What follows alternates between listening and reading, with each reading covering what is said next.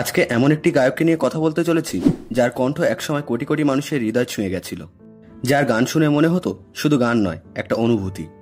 হ্যাঁ, আমি বলছি আতিফ আসলামের কথা।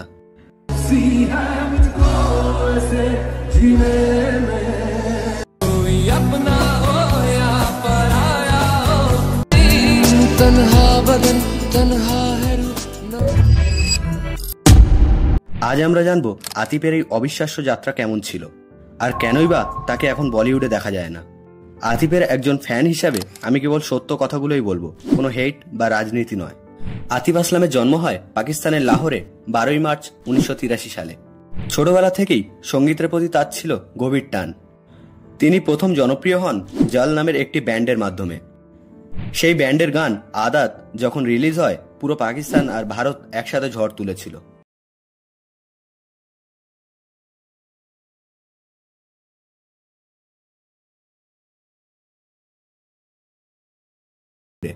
2005 সালে আতিফ প্রথম বলিউডে গান করেন ও লামহে ও বাতে সিনেমা জাহেরের জন্য।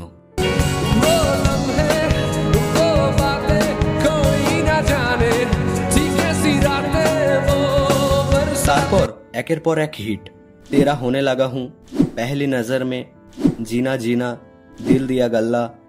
বলিউডে তখন একটা সময় ছিল যে সিনেমায় আতিফের গান থাকবে সেই সিনেমা হিট হবেই। তার কণ্ঠ মানেই রোমান্স, পেইন আর একটা ম্যাজিক্যাল ফিল।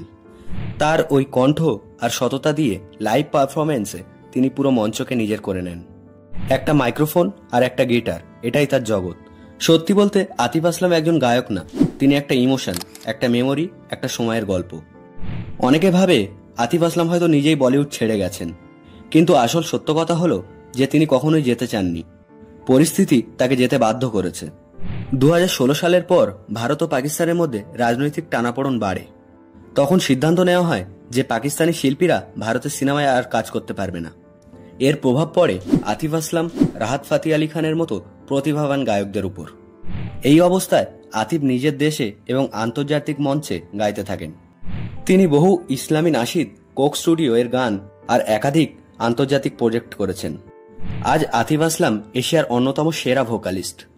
তিনি ইউটিউব ও স্পটিফাইয়ে কোটি কোটি স্ট্রিম অর্জন করেছেন, আর লাইভ কনসার্টে এখনো কোটি কোটি মানুষ তার গান শুনে কাঁদে। তিনি নিজের সঙ্গীতে শান্তি ও ভালোবাসার বার্তা দেন, সেটা হোক তাজদারে হারাম, রাফতা রাফতা কিংবা কাদিতে হাস বলবে।